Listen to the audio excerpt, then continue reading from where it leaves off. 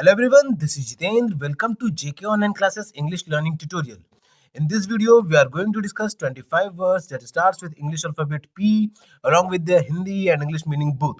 इस वीडियो में हम लोग इंग्लिश अल्फाबेट पी से स्टार्ट होने वाले 25 वर्ड्स को डिस्कस करेंगे उनके हिंदी और इंग्लिश मीनिंग के साथ में. In the previous video we have discussed 15 sentences of the words that starts with English alphabet O.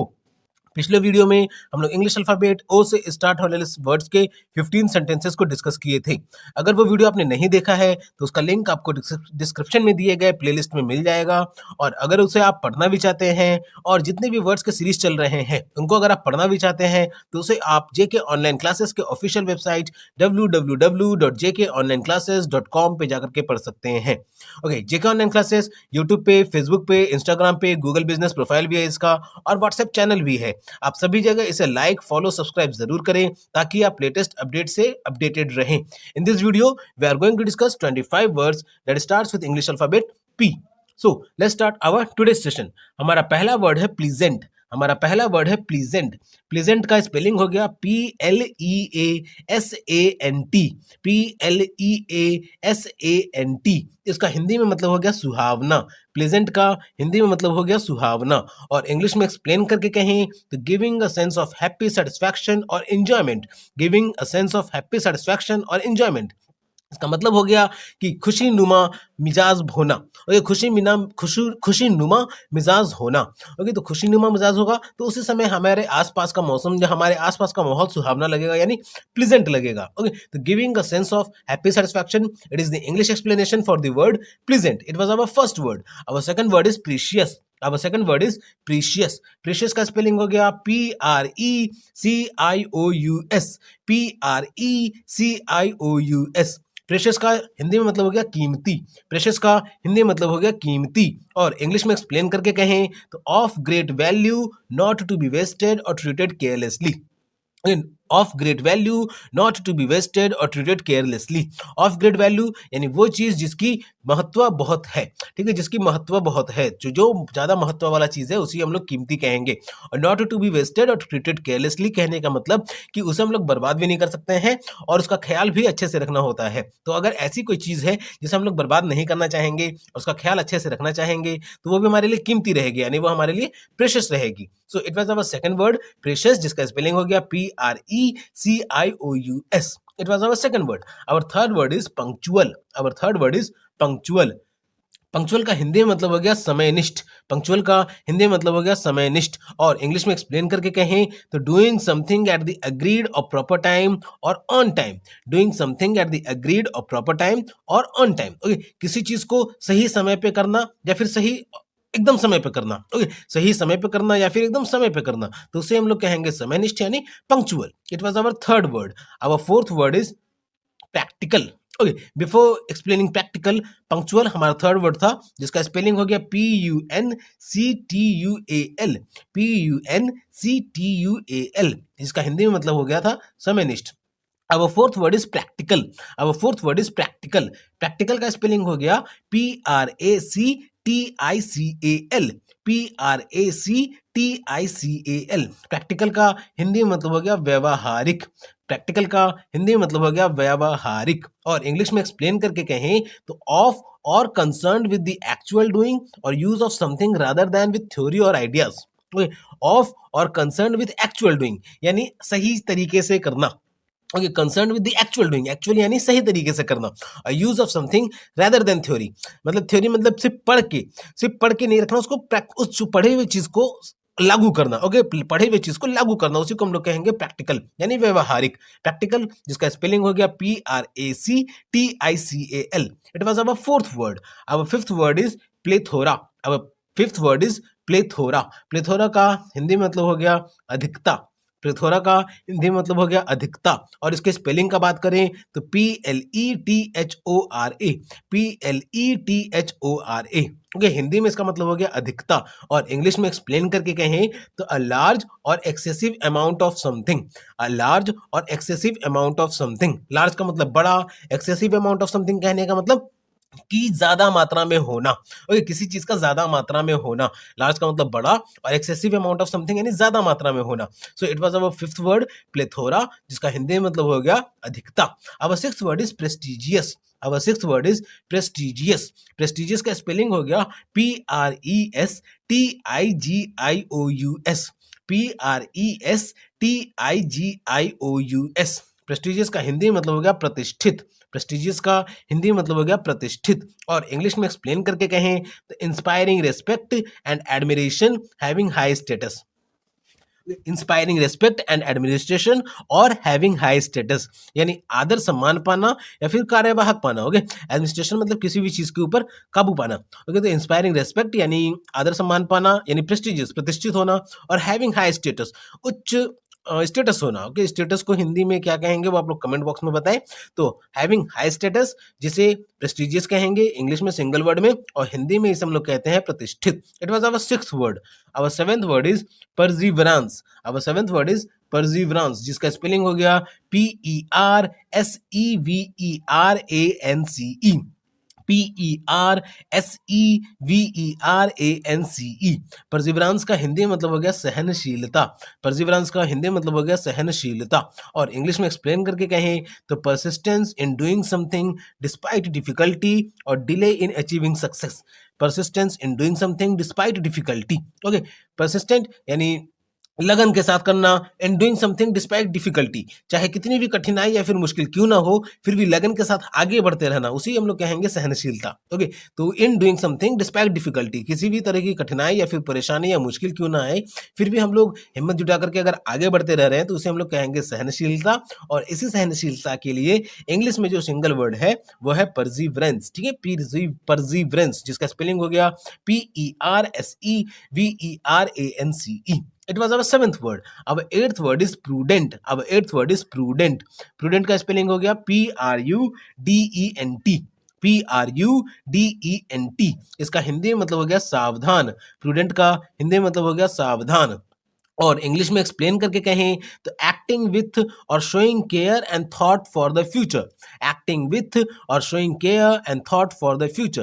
Okay, showing care and thought for the future यानी भविष्य के लिए अपना ख्याल रखना। भविष्य के लिए ख्याल रखना। शोइंग केयर यानी ख्याल दिखाना। ओके, ख्याल रखना भी और दिखाना भी। एक्टिंग विथ है मतलब कहने का कि दिखाना भी और रखना भी। तो थॉट फॉर द फ्यूचर यानी भविष्य के बारे में सोच करके। तो प्रूडेंट यानी भविष्य के बारे में सोच करके अगर ख्याल रखा जा रहा है तो उसे हम लोग सावधानी होना कहेंगे। ओके, तो प्रूडेंट, जिसका स्पेलिंग हो गया PRUDENT। It was our eighth word. Our ninth word is pivotal. अब नाइन्थ वर्ड इज पाइवटल, जिसका स्पेलिंग हो गया PIVOTAL। PIVOTAL। पाइवटल का हिंदी मतलब हो गया महत्वपूर्ण।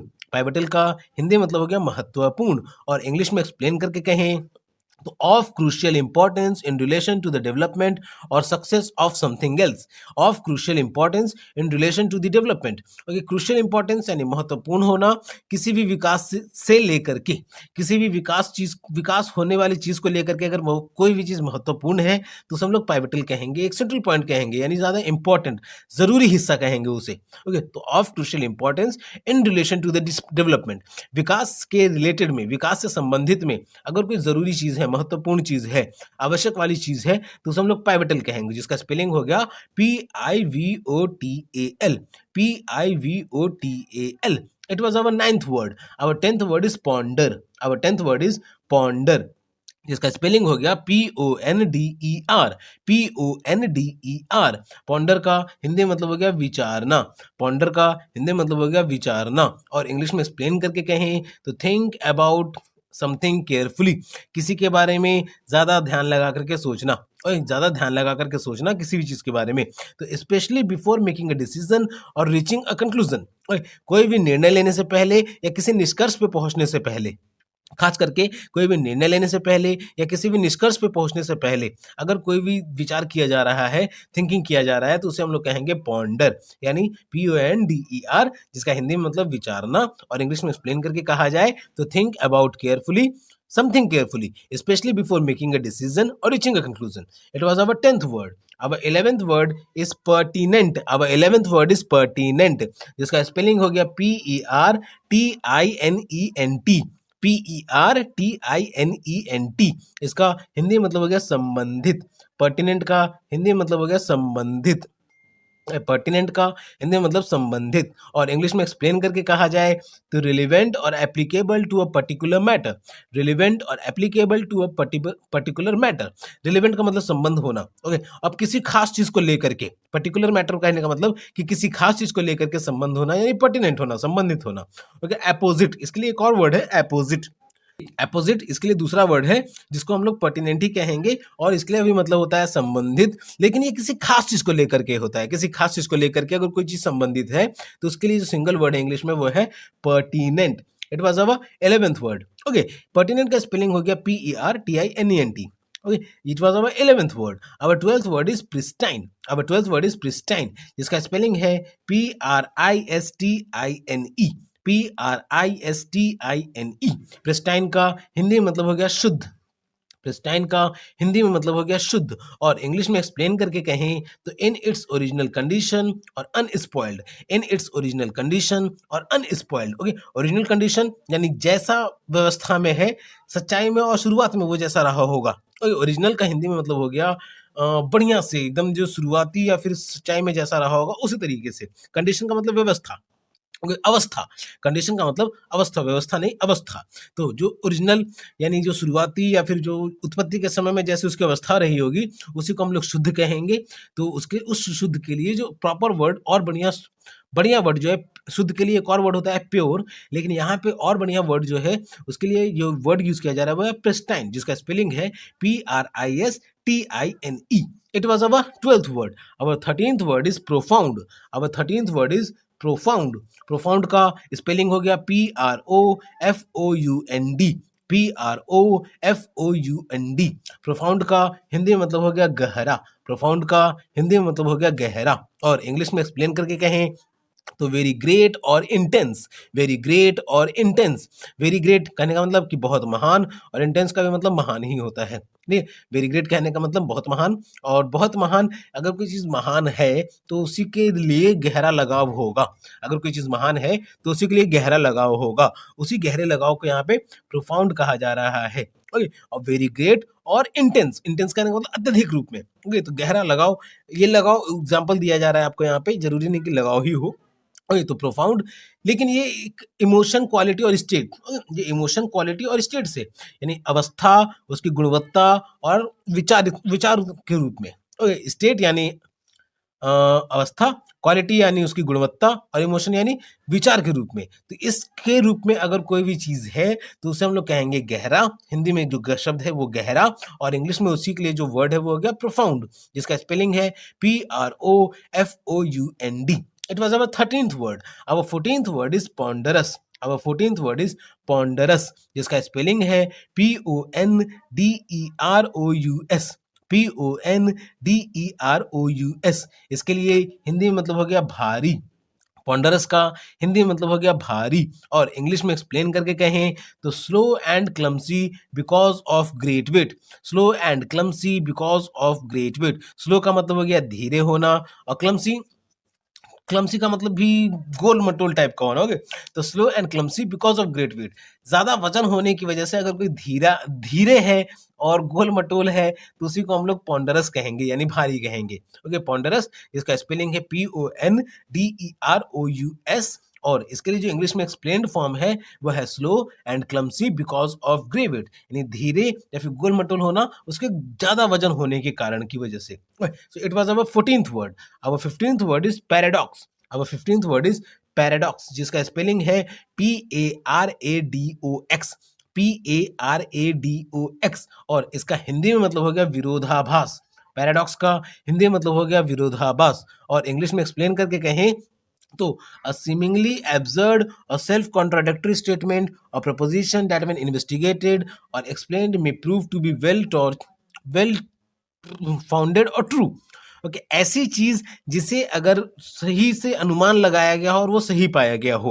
ओके, अनुमान लगाया गया हो और उसके बारे में अगर छानबीन भी की गई और वो सही पाया गया हो तो उसी को हम लोग कहेंगे पैराडॉक्स, जिसको हिंदी में हम लोग कहते हैं विरोधाभास। पैराडॉक्स हिंदी में विरोधाभास, यानी ऐसी चीज जिसके बारे में अनुमान लगाया गया हो, उसके बारे में छानबीन की गई हो और वो सही पाया गया हो। ओके, तो उसी को हम लोग कहेंगे पैराडॉक्स, जिसका स्पेलिंग है PARADOX, जिसको विरोधाभास कहते हैं। और इंग्लिश में और एक्सप्लेन करके कहें तो अ सीमिंगली एब्सर्ड और सेल्फ कॉन्ट्राडिक्टरी स्टेटमेंट और प्रपोजिशन दैट व्हेन इन्वेस्टिगेटेड और explained may prove to be well founded or true. Okay, it was our 15th word. Our 16th word is paradigm. Our 16th word is paradigm. Paradigm का हिंदी मतलब हो गया आदर्श। Paradigm का हिंदी मतलब हो गया आदर्श। और इंग्लिश में एक्सप्लेन करके कहें तो अ typical example or pattern of something, a typical example or pattern of something or a model. Okay, model यहाँ वो कोई हीरो या हीरोइन का नहीं बात किया जा रहा है, मॉडल यहाँ पे आदर्श को माना जा रहा है, आदर्श को कहा जा रहा है। तो typical example or pattern of something, किसी भी चीज का उदाहरण, वो चाहे नहीं वो किसी खास चीज के बारे में हो जिसका हम लोग एक आइडल मान सके, जिसे अपना आदर्श मान सके, तो उस तरीके के आदर्श, किसी को आदर्श अगर मानते हैं तो उस तरीके के आदर्श को हम लोग कहेंगे पैराडाइम, जिसका स्पेलिंग हो गया PARADIGM। And the English explanation for that word is a typical example or pattern of something or a model. It was our 16th word. Our 17th word is pretentious. अब 17th word is प्रीटेंशियस, जिसका spelling है PRETENTIOUS। PRETENTIOUS, प्रीटेंशियस, जिसका हिंदी में मतलब हो गया दिखावटी। Pretentious का हिंदी मतलब हो गया दिखावटी। और इंग्लिश में एक्सप्लेन करके कहें तो attempting to impress by affecting greater importance or merit than is actual possessed. attempting to impress by affecting greater importance or merit than is actual possessed। ठीक है, कि ज्यादा महत्वपूर्ण दिखाने की कोशिश करना जितना हो है वो एक्चुअली में, ठीक है, यानी वास्तविक में वो जितना है उससे ज्यादा दिखाने की कोशिश करना, तो उसी को हम लोग कहेंगे दिखावटी। वास्तविक में जितना है अगर उससे ज्यादा दिखाया जाएगा तो उसी को हम लोग दिखावटी कहेंगे। तो दिखावटी जो कि हो गया attempting to impress by affecting greater importance or merit than is actual possessed. तो इसी का जो सिंगल वर्ड है इंग्लिश में, जो दिखावटी शब्द है हिंदी में, उसको जो सिंगल वर्ड है इंग्लिश में वो हो गया प्रिटेंशियस, यानी PRETENTIOUS। It was our 17th word. Our 18th word is patronize. Our 18th word is patronize. Patronize का स्पेलिंग हो गया PATRONIZE। PATRONIZE। पैट्रोनाइज का हिंदी में मतलब हो गया संरक्षण करना।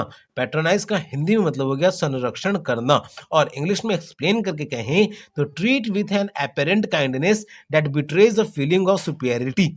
Treat with an apparent kindness that betrays a feeling of superiority. Treat with an apparent kindness, treat का मतलब व्यवहार करना, अपेरेंट काइंडनेस यानी दयालुता के साथ, जो कि उच्चतम के साथ, ठीक है, जो कि और उच्च होकर के दयालुता के साथ अगर किसी के साथ व्यवहार किया जा रहा है यानी उसका संरक्षण किया जा रहा है। उच्च होने का मतलब अगर कोई बड़ा है तो वही किसी का संरक्षण कर पाएगा, अगर कोई बड़ा है तो वही किसी को बचा पाएगा, वही किसी का संरक्षण कर पाएगा। और सिर्फ संरक्षण नहीं करना है, उसे अपने दयालुता भी दिखाते रहना है, उसे दयालुता के साथ संरक्षण करना है। तो इसी को हम लोग कहेंगे इंग्लिश में सिंगल वर्ड में पैट्रोनाइज, जिसका स्पेलिंग है PATRONIZE। Patronize. It was our 18th word. Our 19th word is pensive.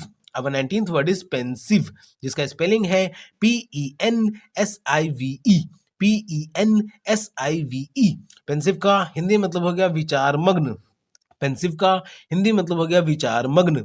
और इंग्लिश में एक्सप्लेन करके कहें तो एंगेज्ड इन इन्वॉल्विंग और रिफ्लेक्टिंग डीप और serious thought. Engaged in involving और रिफ्लेक्टिंग डीप और सीरियस थॉट। एंगेज्ड यानी उसमें संलिप्त होना, या फिर रिफ्लेक्टिंग डीप, ठीक है, गहरे रूप से अपना विचार में खो जाना, गहरे रूप से विचार में खो जाना, और किसी भी गहरे रूप से या फिर किसी भी विचार की गहराई में खो जाना, यानी विचार मग्न हो जाना।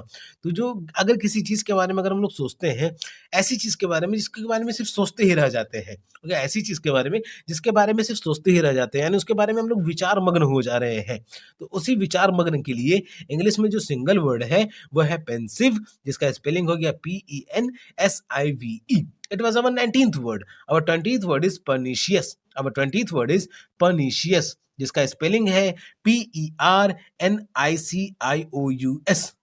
PERNICIOUS।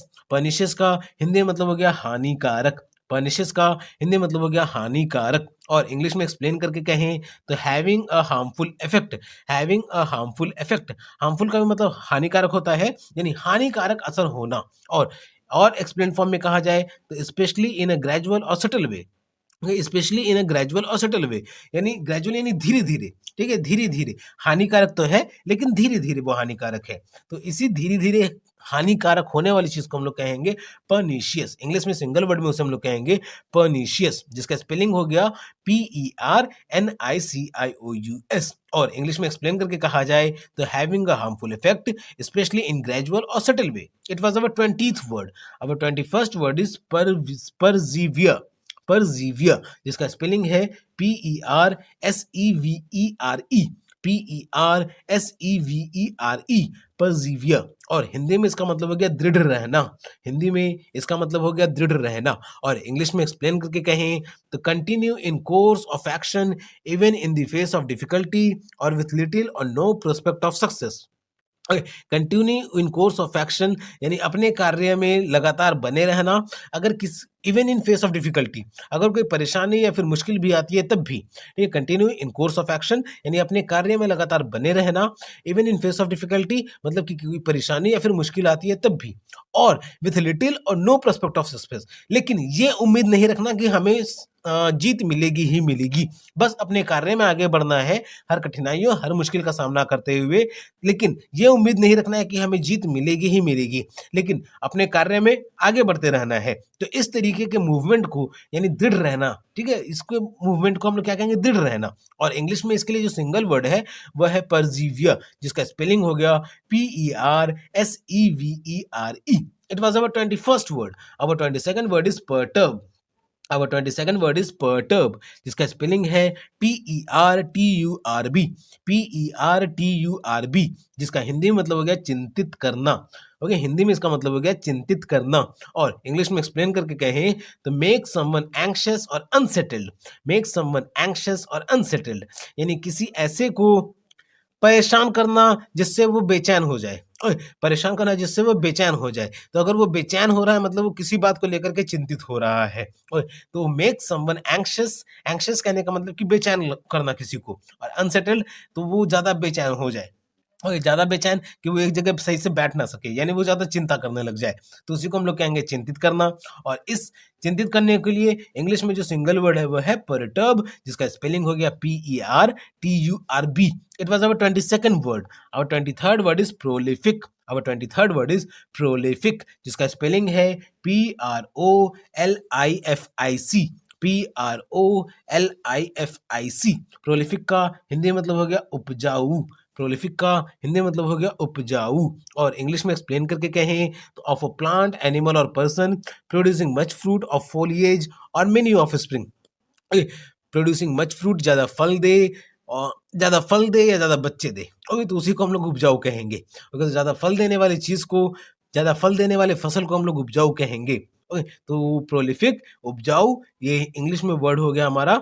और इंग्लिश में एक्सप्लेन करके कहा जाए इस प्रोलिफिक को तो प्रोड्यूसिंग मच फ्रूट और foliage or many of spring. It was our 23rd word. Our 24th word is procrastinate, procrastinate, जिसका स्पेलिंग हो गया PROCRASTINATE, PROCRASTINATE। प्रोक्रास्टिनेट का हिंदी मतलब हो गया टाल मटोल करना, प्रोक्रास्टिनेट का हिंदी मतलब हो गया टाल मटोल करना। और इंग्लिश में एक्सप्लेन करके कहा जाए तो delay or postpone action, put off doing something, delay or postpone action, put off doing something, किसी भी काम को आगे के लिए टाल देना, और किसी भी काम को आगे के लिए टाल देना या फिर देरी करना उसके लिए, ठीक है। पुट ऑफ डूइंग समथिंग यानी किसी भी काम को अगर हम लोग करना भी छोड़ दें, ओके, किसी भी काम को करना भी छोड़ दें, आगे करते रहेंगे, करेंगे करेंगे ऐसा अगर सोचते रहते हैं तो उसी को हम लोग कहेंगे टाल मटोल करना हिंदी में।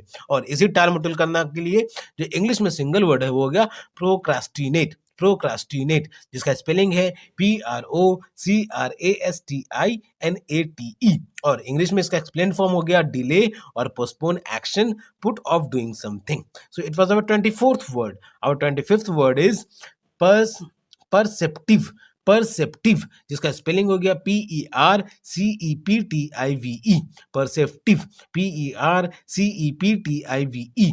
परसेप्टिव का हिंदी मतलब हो गया समझदार, परसेप्टिव का हिंदी मतलब हो गया समझदार। और इंग्लिश में एक्सप्लेन करके कहें तो हैविंग और शोइंग सेंसिटिव इनसाइट, हैविंग और showing sensitive insight.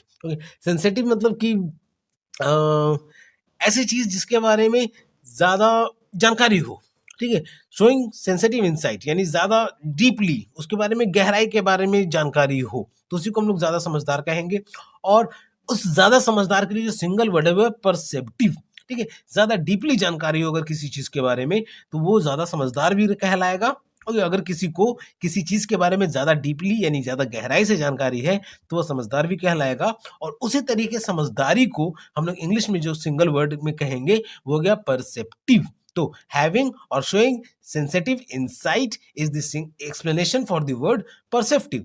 So these are the 25 words which have been discussed in this video.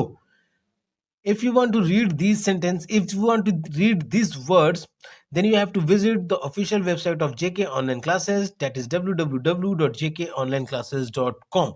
And before ending our session, JK Online Classes YouTube पे, Facebook पे, Instagram पे, Google Business Profile भी है इसका, WhatsApp channel भी है इसका, सभी जगह इसे आप लाइक, फॉलो, सब्सक्राइब जरूर करें ताकि आप लेटेस्ट अपडेट से अपडेटेड रहें। और जाने से पहले अगर आप चैनल पर नए हैं तो चैनल को सब्सक्राइब करना ना भूलें। सीखने को मिलता है तो वीडियो को लाइक जरूर करें और अपने फ्रेंड्स और रिलेटिव्स के साथ ज्यादा से ज्यादा शेयर करें। एंड तब तक के लिए keep subscribing, keep supporting, keep loving and keep learning. Thank you.